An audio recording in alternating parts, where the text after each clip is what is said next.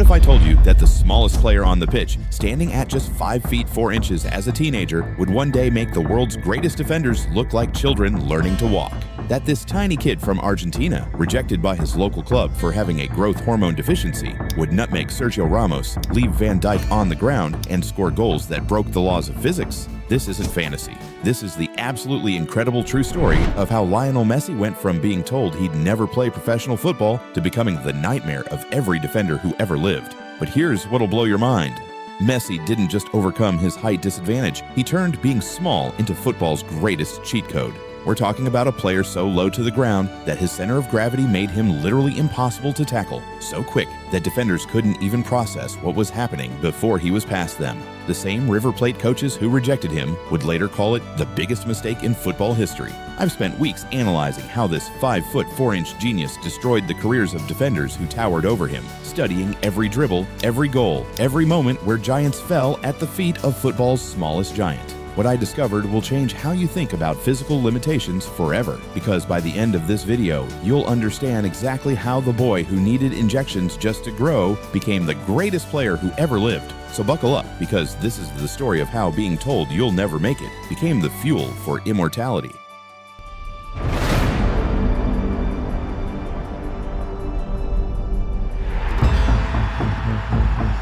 And so the time is now.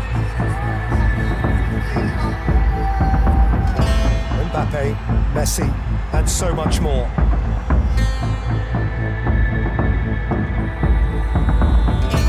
Lionel Messi stares up at his final peak. Di Maria away from Koundé. He's got the ground, he's got a penalty. Lionel Messi. Lionel Messi. Messi and the world.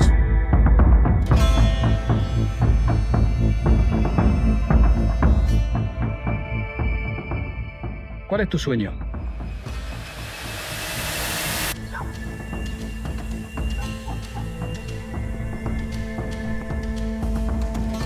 Me llamo Lionel Messi, tengo 13 años, juego de media punta y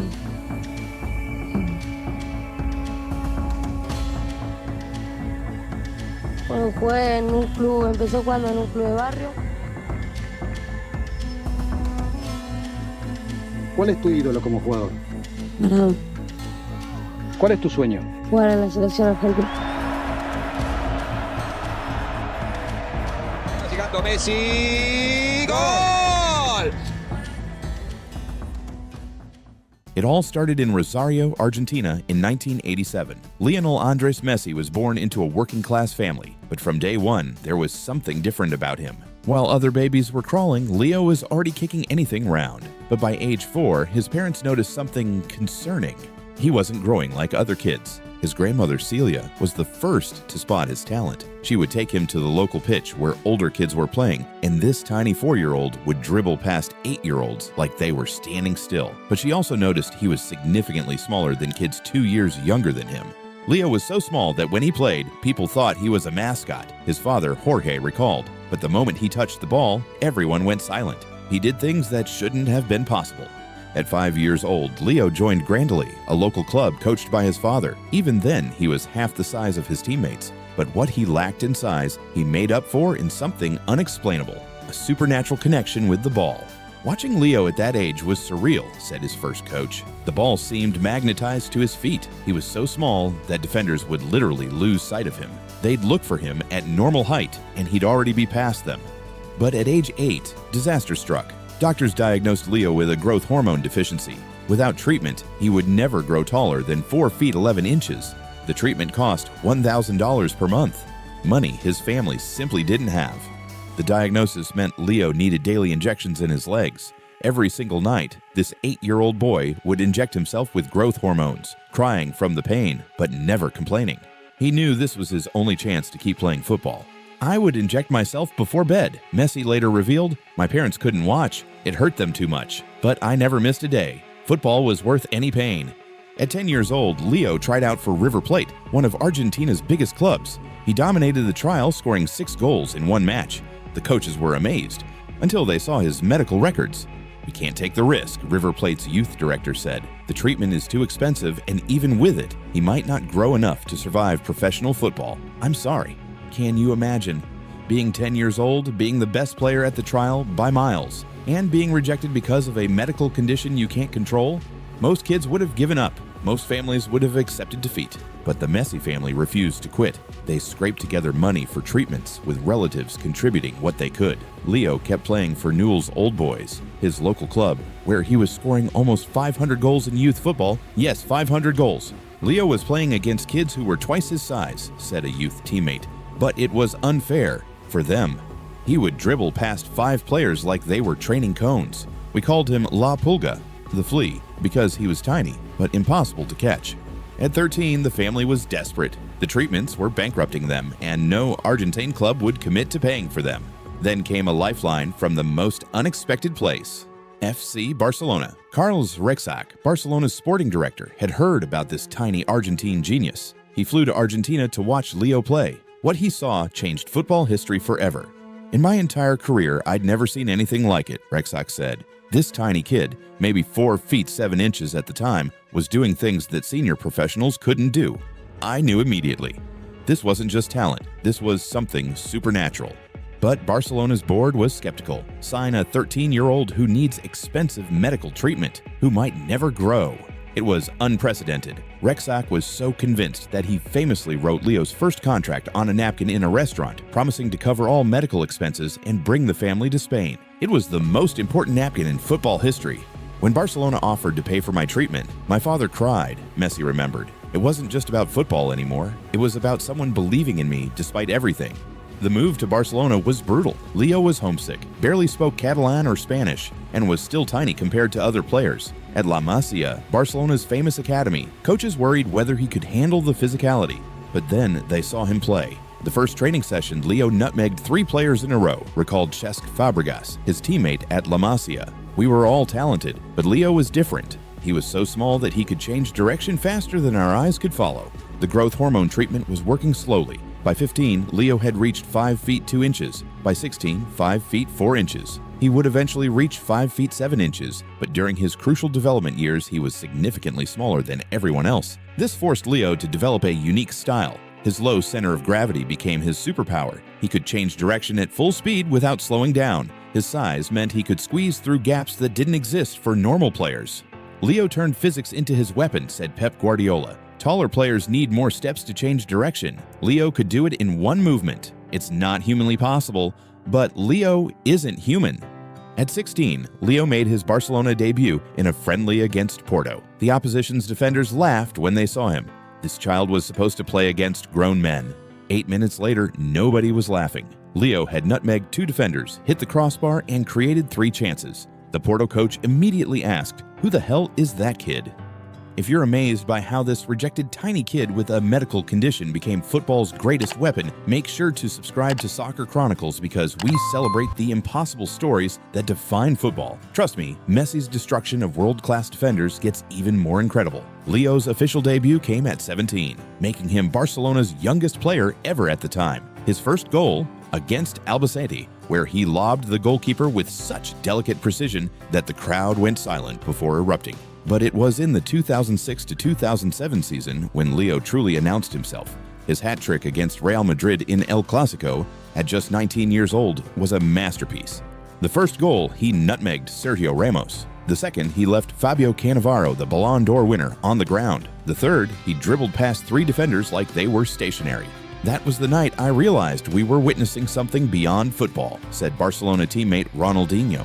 Leo wasn't just beating defenders. He was embarrassing them, and they couldn't do anything about it.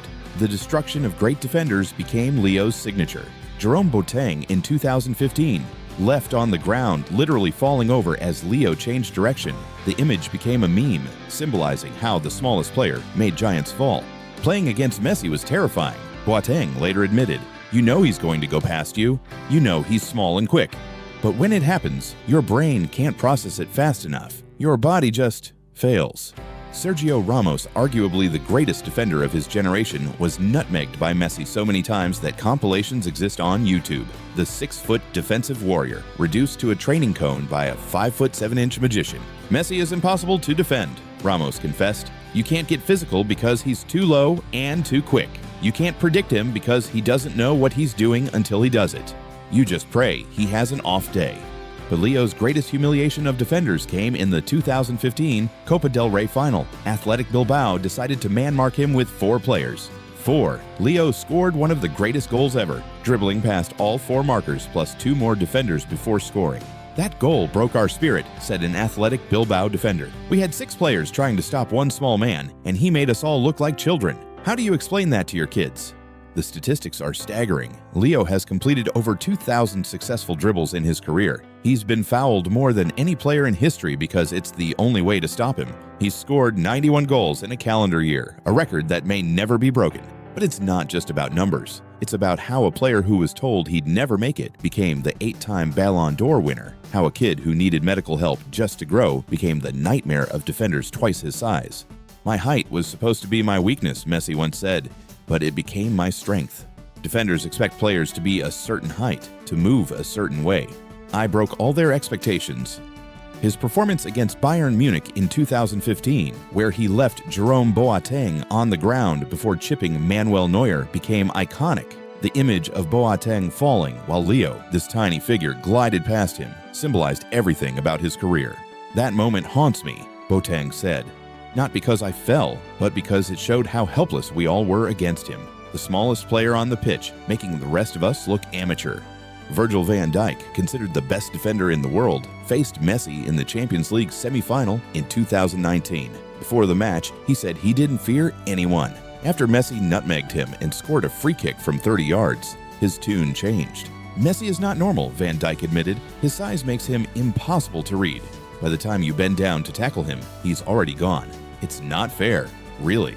The 2022 World Cup was Leo's crowning moment. At 35, still only 5 feet 7 inches, he dominated a tournament filled with athletic giants. His goal against Mexico, his assist against Netherlands, his performance against Croatia, all masterclasses in how technique beats physicality. In the final against France, with the world watching, Leo scored twice and converted his penalty in the shootout. The boy who was rejected for being too small had conquered the world's biggest stage. Watching Messi win the World Cup was poetic, said Diego Maradona's former teammate. He proved that football isn't about size or strength. It's about heart, intelligence, and magic. And nobody has more magic than that little genius.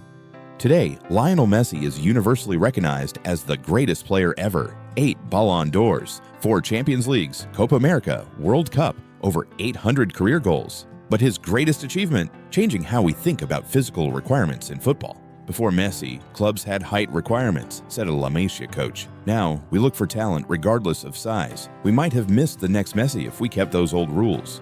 Young players around the world who are told they're too small now have the ultimate role model. Academies have changed their approach, focusing on technique over physicality. The game itself has evolved to appreciate skill over strength. Messi proved that being different is a superpower, said Xavi. He showed that the smallest player can be the biggest threat. Every small kid playing football today believes they can make it because of him. The defenders he destroyed along the way, they speak of him with awe and respect. They know they were beaten not by physical superiority, but by pure genius that transcended the sport's traditional boundaries. Being nutmegged by Messi became a badge of honor, joked Gerard Piqué. It meant you were good enough to play against the greatest ever. Even if he made you look foolish, you were part of history. The boy who needed injections to grow became the giant of football. The teenager rejected for being too small became the standard against which all others are measured. The 5'4" kid with a growth hormone deficiency became the greatest player who ever lived. My message to kids who are told they're too small is simple, Messi said. Don't let anyone define your limits. I was supposed to be too small to play professionally. Now I have 8 Ballon d'Ors. Your size doesn't determine your destiny. Your heart does. So the next time someone tells you that you're too small, too weak, or too different to achieve your dreams, remember Lionel Messi. Remember the boy who was rejected by River Plate and became Barcelona's greatest ever player. Remember that sometimes the smallest players cast the biggest shadows. This incredible story of overcoming physical limitations to become the greatest player ever inspired you. Make sure you're subscribed to Soccer Chronicles because we celebrate the players who proved that anything is possible. Hit that subscribe button and click the notification bell so you never miss our stories of football's greatest triumphs over adversity. Trust me, there are so many more incredible tales of players who defy the odds waiting to be told. Because sometimes the greatest victories aren't just about winning trophies, they're about proving that human spirit and genius can overcome any obstacle And nobody proved that better than Lionel Messi, the 5'4" reject who conquered the world.